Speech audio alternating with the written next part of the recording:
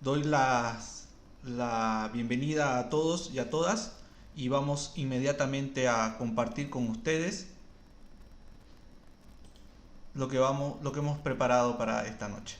Vamos a tratar de ser lo más breve posible. Traten de tomar todas las notas o las preguntas que tengan para que al final de la sesión podamos responder todas las preguntas que tengan.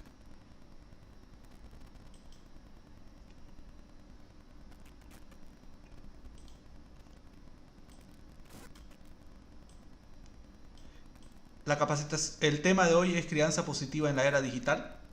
¿Ya? Es un tema bastante coyuntural, bastante actual.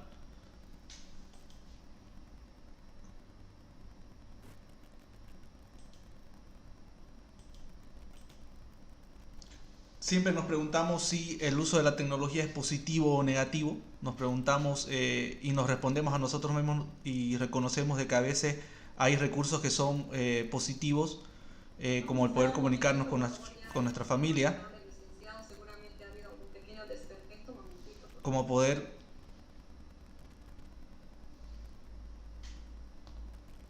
como poder comunicarnos con nuestra familia. La transmisión se está escuchando perfecto, así que voy a seguir.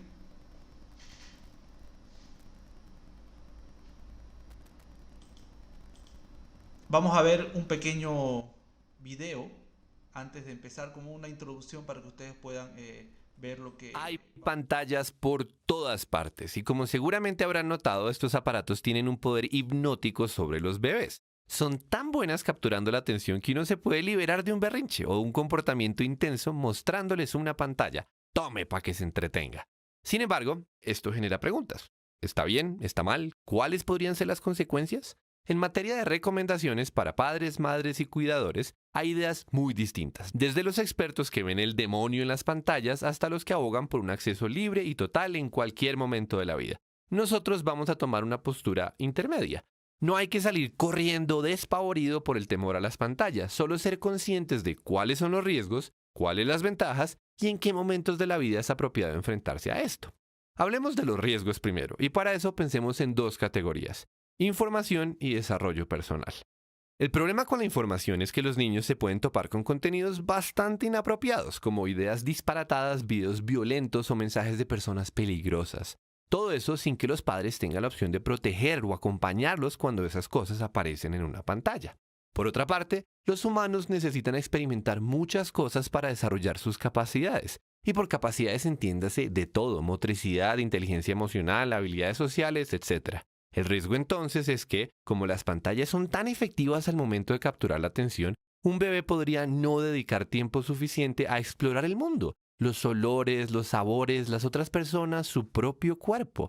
Mejor dicho, las pantallas pueden competir con otras experiencias que son muy importantes. ¿Y qué hacemos entonces? Pues existe una regla divulgada por la Asociación Francesa de Pediatría Ambulatoria que se conoce como 36912. La idea, en esencia, es que los niños se vayan acercando gradualmente al mundo digital. De hecho, esos números se refieren a las edades en las que se recomienda pasar al siguiente nivel. Hasta los 3 años, pantallas al mínimo. De los 3 a los 6, sí pantallas, pero no se recomienda que tengan sus propios dispositivos y la idea es que estén acompañados. De los 6 a las 9 pueden comenzar a explorar Internet, pero siempre acompañados. De los 9 a los 12 pueden estar solos y conectados, pero ojalá en espacios abiertos, y es importante invitarlos a hablar sobre las cosas que descubren ahí. Y finalmente, de los 12 o 13 en adelante ya pueden empezar a construir una relación completa y privada con el mundo digital.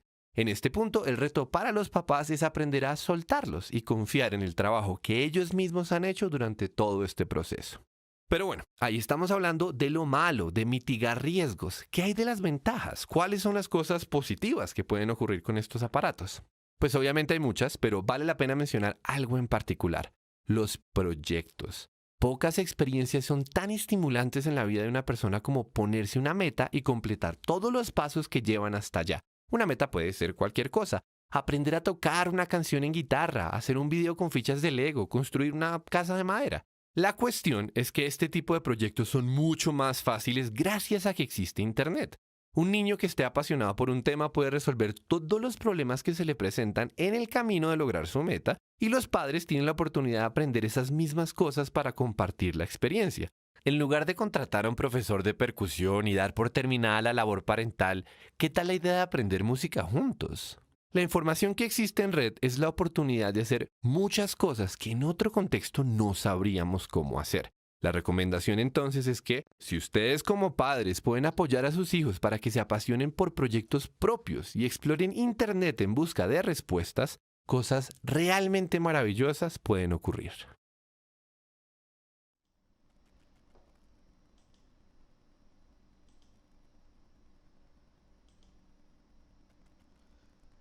Actualmente ya no es posible, ni siquiera podemos dejar de pensar en un mundo sin las tecnologías, ¿no?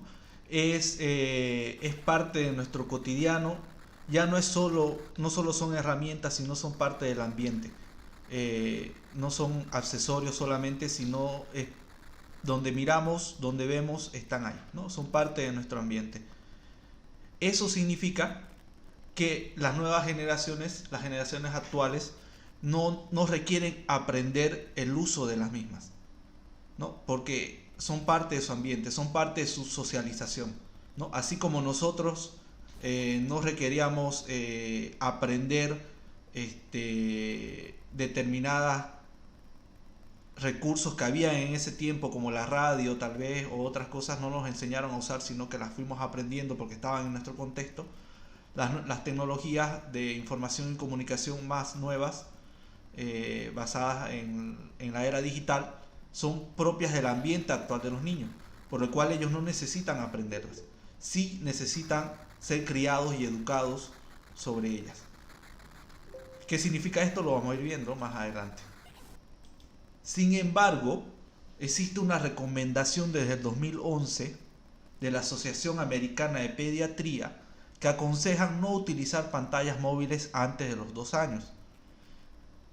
Sin embargo, posteriormente, la misma asociación ya en el 2016 flexibilizó un poco su postura, recomendando que se haga un uso prudente en la duración de la exposición, y fundamentalmente lo más importante es que exista la supervisión y el monitoreo por parte de los padres o cuidadores. Ahora, ¿por qué hay esa flexibilidad ahora y por qué se sugiere que no sea totalmente libre? Primero, que el uso de las pantallas y la tecnología digital está asociada con el sedentarismo y la obesidad. Lo hemos visto durante las cuarentenas, ¿no? Durante la pandemia.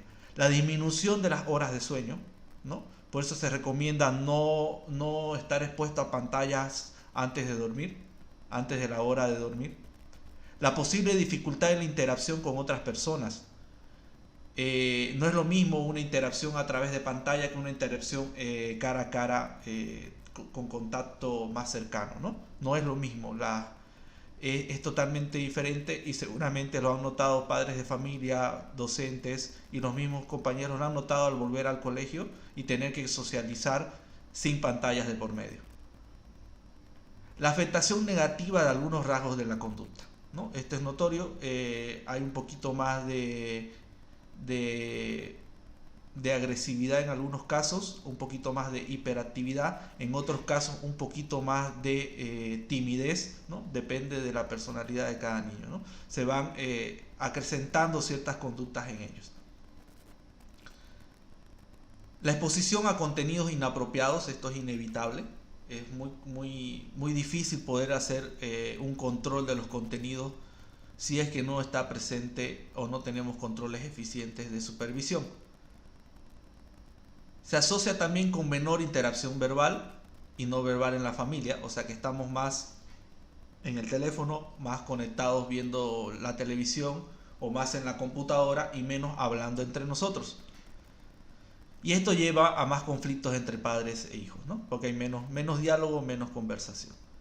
Menor tiempo dedicado a otras actividades. El dedicarle más tiempo a la pantalla nos quita tiempo para otras cosas como la lectura, como el salir a jugar, como el hacer deporte, el hacer ejercicios, ¿no? Compartir con los amigos de una manera más presencial, ¿no? Entonces, estas son las desventajas que tiene el uso de las tecnologías y el abuso de las mismas. Hay una regla que se vio en el video, la regla del 3-6-9-12, ¿no? Se sugiere que antes de los 3 años hay que limitar lo más que se pueda el uso de las tecnologías digitales. Hay que tratar de evitar solo cuando sea necesario poder usarlo, no siempre. Hasta los 6 años no se puede usar consolas de videojuegos. Eso implica también los teléfonos. Hay que tratar de evitar siempre los juegos, a no ser que sean juegos basados en educativos.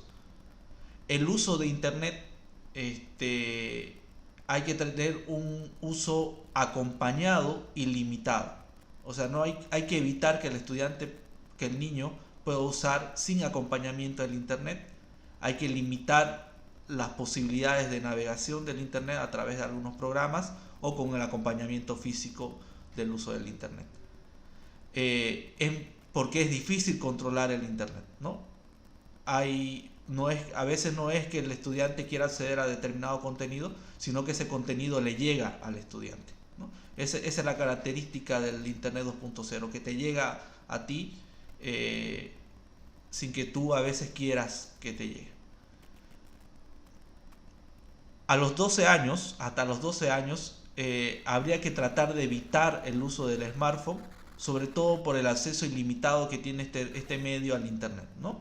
O habría que tratar de instalar controles parentales en esos dispositivos si es que vamos a dejar sin supervisión a los estudiantes, a nuestros hijos.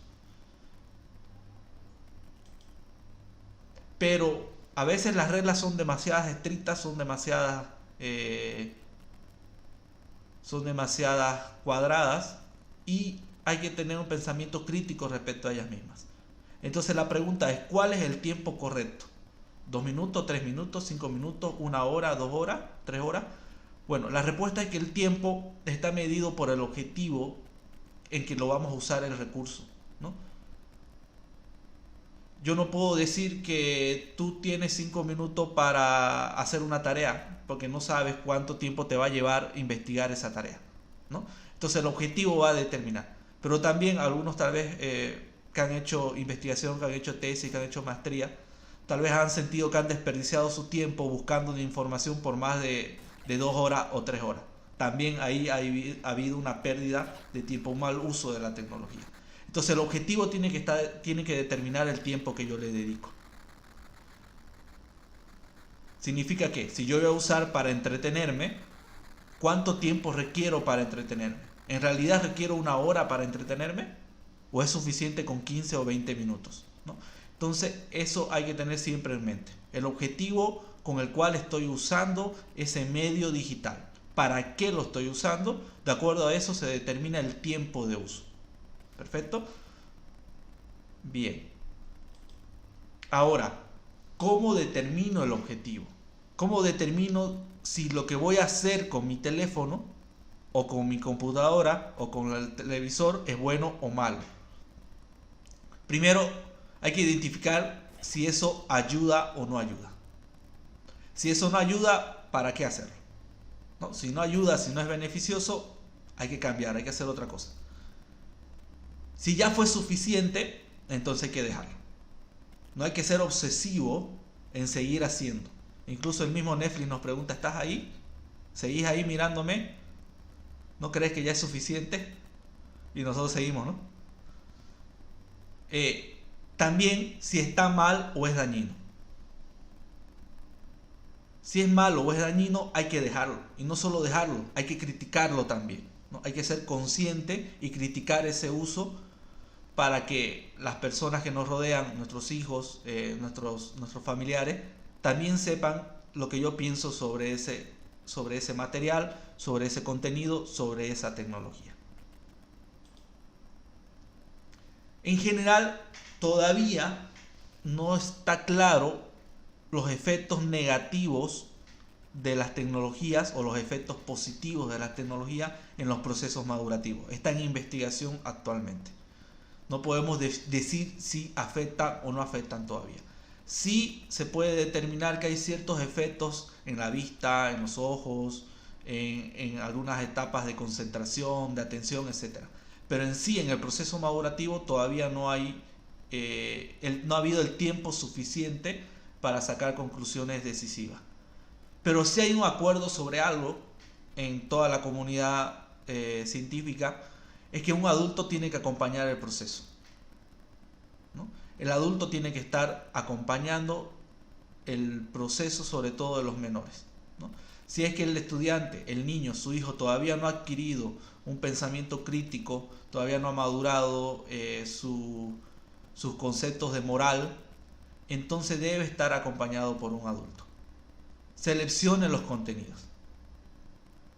Seleccione el contenido para el estudiante. No dejemos que miren lo que ellos quieran. Veamos qué va a mirar. Y mejor si lo acompañamos a mirar y vemos con ellos. También sobre lo que va a leer o sobre lo que va a jugar. El límite es... Y poner límite, a los tiempos de exposición. ¿Ya? Siempre hay que poner límites al tiempo que va a tener ese contenido. Ya hemos dicho que el límite está determinado por el objetivo, ¿no?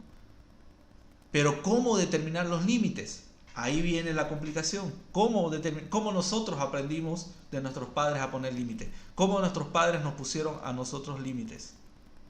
Tal vez funcionaron, pero tal vez se lo pueda hacer de una mejor manera. Entonces, para eso nosotros hablamos de crianza positiva, ¿no? Hay que poner límites, pero límites que sean constructivos.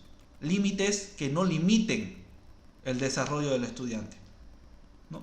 Esos límites se los puede lograr a través de una crianza positiva. O sea, límites positivos a través de una crianza positiva. ¿Qué es una crianza positiva? Es la práctica parental, es la práctica que tienen los padres, ¿ya? De reforzar comportamientos adecuados a través de estímulos adecuados, no recurriendo siempre al castigo físico, ni a tratos crueles, ni a humillaciones, sino hacerlo con refuerzos o hacerlo con motivación positiva. Vamos a ver, tengo tiempito, vamos a ver un pequeño video para profundizar esto. Muchas veces hemos escuchado que no elegimos la familia en que nos toca vivir. Si bien cada una es diferente, la familia puede educar, contener y brindar el cariño y las habilidades para afrontar la vida de una manera positiva. El aprendizaje en casa se basa en el ejemplo y son los cuidadores los principales actores. Crecer en un entorno familiar que brinda seguridad, tolerancia y comprensión permite a los hijos un pleno desarrollo físico, emocional y social. Veamos en qué caso no sucede esto. Queremos agradecerles que hayan venido a hablar de sus hijos, quienes lamentablemente han reprobado casi todas sus clases. Y tanto la maestra como yo los hemos observado distraídos y tristes. Eso no es cierto. Mis hijos cumplieron con todo. Seguro los calificaron mal. Es importante que hablen con ellos y que vean qué es lo que está pasando. Estoy seguro que ni siquiera ustedes pasarían esos exámenes. En esta escuela no saben hacer bien su trabajo. Iré a quejarme a la dirección.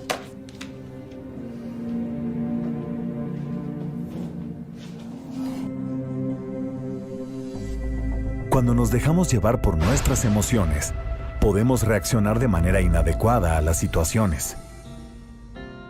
Si aquí están educando a nuestros hijos, con mayor razón voy a ir a quejarme a la dirección.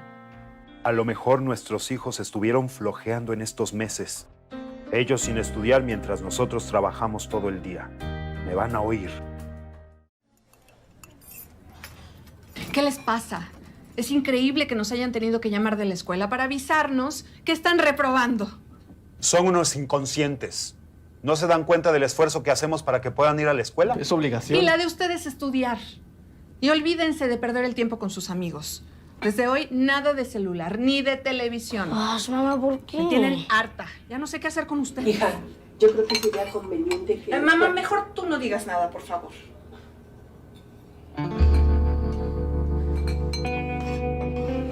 El proceso de aprendizaje de los hijos puede ser de logros y fracasos. Hay que ser pacientes para acompañarlos en sus retos y apoyarlos para que generen confianza en sí mismos. Es necesario criar con amor y firmeza a los hijos. Más que regaños y castigos, enseñarles acerca de las consecuencias de nuestros actos, que pueden ser favorables o desfavorables para ellos y para los cuidadores, y que debemos asumirlas con responsabilidad. Actuar con culpa tampoco es una solución. Queremos agradecerles que hayan venido a hablar de sus hijos, quienes lamentablemente han reprobado casi todas sus materias. Y tanto la maestra como yo los observamos un tanto distraídos y tristes. Ay, qué pena. No sé qué está pasando. ¿Será que hemos estado descuidando a nuestros hijos? Es importante que hablen con ellos y que vean qué es lo que está pasando. Lo siento, es que últimamente tuvimos mucho trabajo y no hemos podido revisarles la tarea.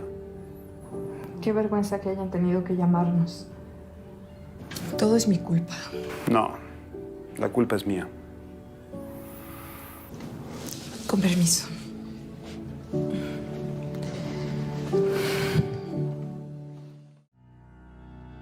¿Estaré consintiendo a los demás? Me estoy equivocando en su educación. Todos pensarán que no sé cuidarlos. Por mi culpa reprobaron. Es mi culpa y no sé qué hacer. Si nos sentimos culpables y no nos reconocemos a nosotros mismos, será muy difícil identificar si las actitudes o conductas de nuestros hijos han sido motivadas por las nuestras, si son características normales de su desarrollo o si están siendo influenciadas por alguna situación.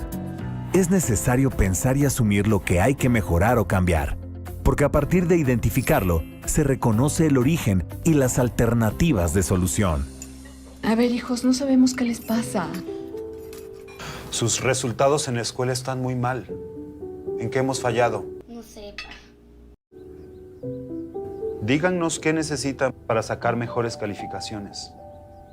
Dejarse llevar por sentimientos de culpa y chantaje no permite resolver adecuadamente los conflictos. Es importante saber escuchar y que cada quien asuma su responsabilidad. ¿Y qué pasaría si nuestra actitud fuera diferente? Queremos agradecer que hayan venido a hablar de sus hijos, quienes lamentablemente han reprobado casi todas sus materias. Y tanto la maestra como yo observamos que están un tanto distraídos y tristes. Quisiéramos analizar qué es lo que está pasando y ver cuál es el problema. Es importante que hablen con ellos y que vean qué es lo que está pasando. No entiendo por qué están tristes. Tenemos que hablarlo entre nosotros primero. Sí, llegando a la casa hablamos con ellos. Gracias. Para que las relaciones familiares y los resultados de la educación mejoren, es necesario escucharlos y establecer reglas justas, claras y coherentes para todos. Algo les está pasando. Tenemos que platicar con ellos para saber qué les pasa. Seguro tiene solución. Cuando platiquemos, sabremos cuál es el problema y decidiremos qué hacer. Qué bueno que nos dimos cuenta que podemos hacer algo.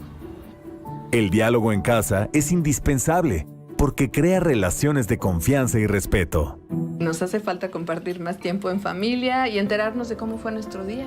Además, tendríamos que revisar obligaciones de cada quien. La verdad sí me gustaría convivir más con ustedes. Ustedes lo dicen. Hay que hablar más y mandar menos mensajes. Hacemos más tiempo juntos. La crianza positiva permite que en la familia se desarrollen valores, fortalezas, actitudes y capacidades para vivir armónicamente y de manera saludable.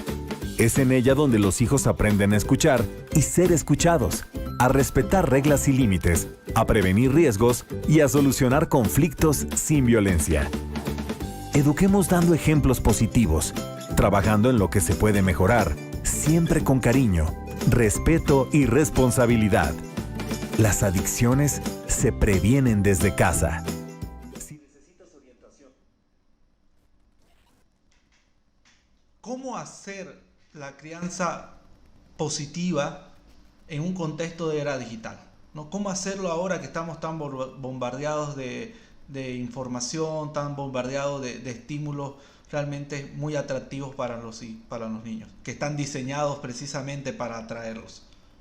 Primero, fomentar el diálogo fluido, como hemos visto en el video. Es importante el diálogo. No hay cómo nuestros hijos se escapen al diálogo. No hay cómo, ¿no? Sentarse y hablar con ellos es lo mejor. Puede ser de que aparentemente no les guste, que aparentemente sean reacios a ese momento de diálogo, pero internamente lo disfrutan, ¿no? Es una manera de expresar a nuestros hijos que les dedicamos tiempo y que los queremos. Estimular la generación de reglas consensuadas. No es lo mismo imponer una regla que conversarla y que incluso pueda salir de él mismo la regla. Que él mismo se dé cuenta en qué falló y que él mismo imponga la regla, imponga el límite, ¿ya? Y la mejor manera es hacerlo con el ejemplo, ¿no? Hay el dicho que dice, un dicho muy común, que los actos no dejan escuchar lo que dices, ¿no? Nuestros hijos van a aprender de lo que hacemos, no de lo que decimos. Entonces es muy importante hacerlo con el ejemplo.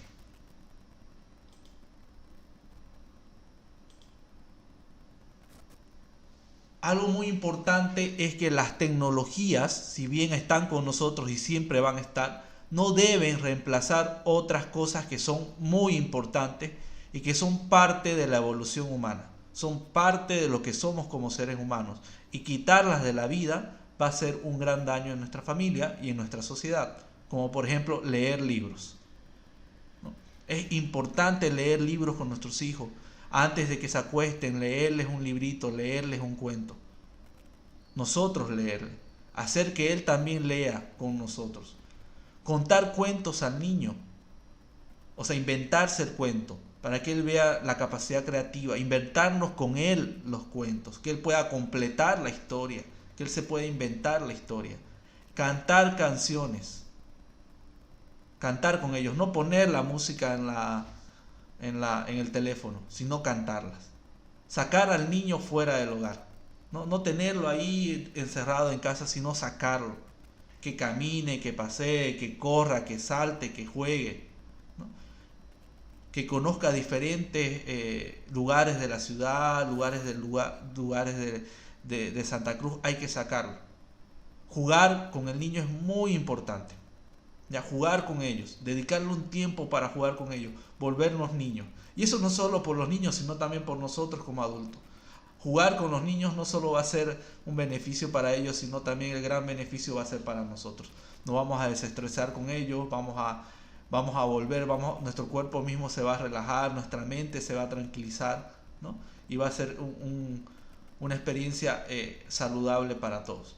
Pasar tiempo con nuestros hijos, nombrando cosas, ¿no? Señalando cosas, hablando de lo que hicimos, contando, aunque creamos que no nos entienda, aunque no nos entienda, igual hablarle y contarle. Y sobre todo, cuando hablamos con los niños pequeños, ponernos a su nivel. Y a su nivel me refiero a su estatura.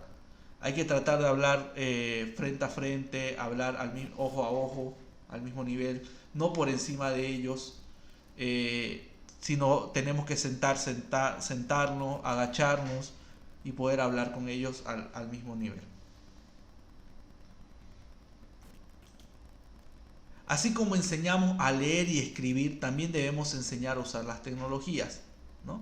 Y no me refiero a usar la tecnología de manera técnica, sino a usarla de manera crítica. Los chicos saben, nuestros hijos saben cómo usar la tecnología, cómo manejarla. pero cómo usarla bien. Eso es lo que nosotros debemos educar. Para eso nosotros debemos aprender primero a usarla bien. ¿Y qué significa usar bien? Significa tener un consumo crítico de la tecnología. Primero, no creer todo lo que aparece ahí en un mensaje en una cadena de WhatsApp, ¿no? Dicen, está pasando algo en el baño del colegio, no sé qué, no sé qué, no sé qué, y todo el mundo lo cree. Eso es una señal de falta de educación en consumo crítico de lo que proviene de las tecnologías, ¿no? Y sobre todo una cultura creativa, ¿no? Las últimas generaciones nos vino la tecnología y aprendimos a usar la tecnología en contra de la creatividad porque era puro copy-paste. Incluso algunas prácticas siguen siendo así, ¿no? Copy-paste, en la universidad vemos copy-paste, todo es copiar y pegar. La tecnología no es para eso, ¿no? La tecnología no es para copiar y pegar. Ese es un mal uso de la tecnología.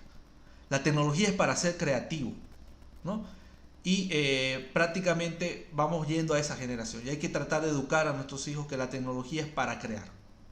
Es para ser creativo. Hay que ser creativo con ella. Si nosotros esperamos que nuestros hijos sean buenos ciudadanos, ¿no? Que sepan cruzar la calle, que ayuden a los abuelitos, etcétera, etcétera, que no boten basura en la calle, ¿no? Todas esas conductas de un buen ciudadano en la vida real, también necesitamos ahora que sean buenos ciudadanos en la vida virtual, ¿no? Que no acosen, que no hagan bullying, que no publiquen cosas inadecuadas. Entonces hay todo ese que no generen basura, ¿no? Todo ese comportamiento de la vida real que tiene que ser bueno, también hay que trasladarlo a la vida virtual, a las redes sociales, ¿no?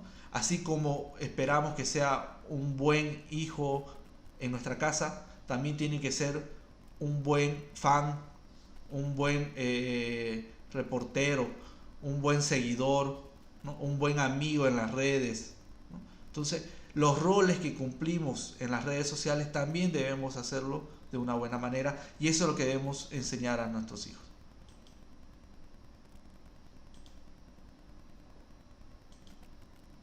Hay un recurso muy interesante que me pidieron que les comparte. No lo voy a desarrollar por tema de tiempo, pero lo voy a dejar en la descripción del video los enlaces para que ustedes puedan utilizar una aplicación para control parental. Esta aplicación lo que va a hacer es ayudar a controlar los tiempos, ¿ya? Pero recuerden, la recomendación no es solo controlar el tiempo. La recomendación es acompañar al hijo. Porque matamos dos pájaros de un tiro. No solo controlar lo que ve, sino tener un vínculo afectivo con ellos. Porque estamos ahí. Entonces, hay que tratar de compartir con ellos esos momentos de hacer la tarea, de jugar, de mirar algo. Hay que tratar de hacerlo. En todo caso, cuando no podamos, podemos utilizar este tipo de recursos que nos van a ayudar a controlar lo que los estudiantes miran. ¿Cuál es la clave? Y con esto termino. La clave es que no es siempre regular a nuestros estudiantes, no es siempre, a nuestros hijos, no siempre es controlar por controlar. Tiene que haber alguna razón positiva y esa razón positiva la tienen que saber ellos.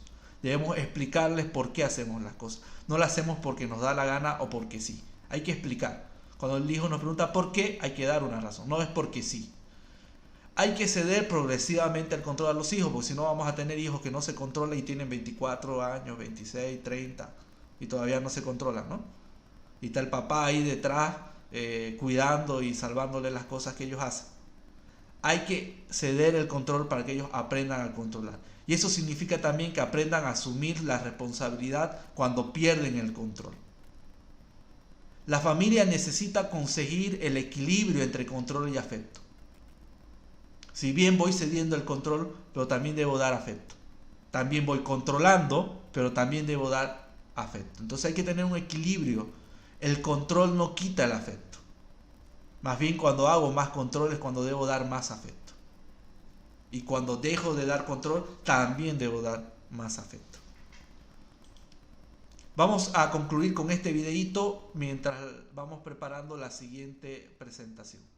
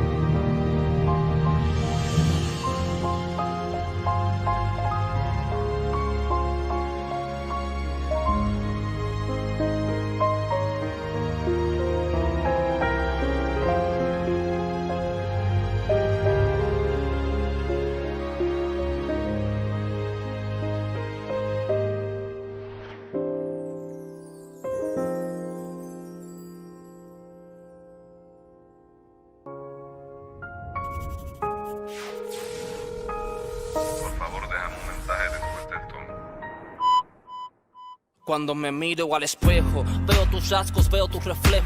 Mamá se sorprende de lo mucho que me asemejo a ti, querido ser, que siempre te mantienes lejos y que solo envías cartas cuando otro año festejo. Sé que trabajas mucho y por eso no me quejo, aunque en ocasiones me hacen falta los consejos, pues he tenido dudas en temas que son complejos y como voy creciendo no sé cómo los manejo. No sé qué decidir, pero mamá se ha esforzado en enseñarme el bien para no andar equivocado. Honestamente no sé cuánto tiempo haya pasado desde que no te veo. ¿Por qué no me has visitado? Hace días me dijiste que vendrías a buscarme. Estaba muy contento, qué forma de ilusionarme. Tenía planeado correr hasta ti para abrazarte, pero me quedé dormido porque tú nunca llegaste. ¿Dónde estabas? ¿Será que fue la misma situación cuando me quedé esperando en mi primera graduación? Cuando estuve enfermo esperando y pasaban horas, pero no, nunca llegaste. Mi madre se quedó sola y aturdida, pero ella nunca se da por vencida. Prefiere no comer para que yo tenga comida. Y no sé si escuché bien la otra vez que tú llamaste, cuando mamá te decía, ¿por qué nos abandonaste? No te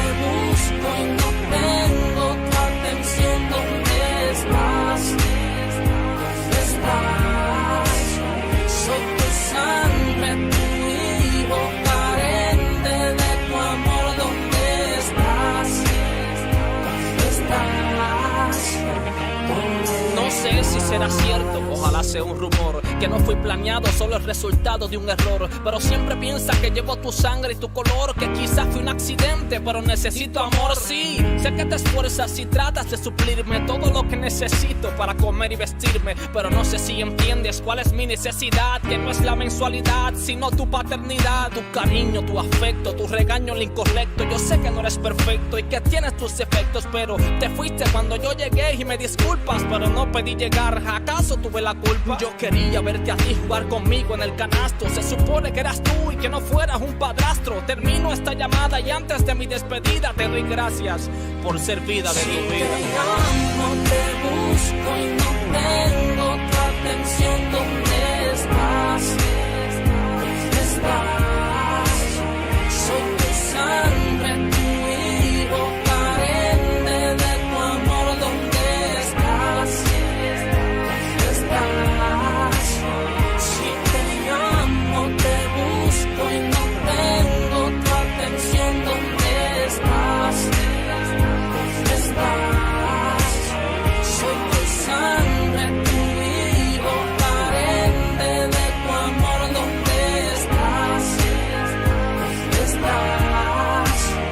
¿Dónde estás? De la A la Z.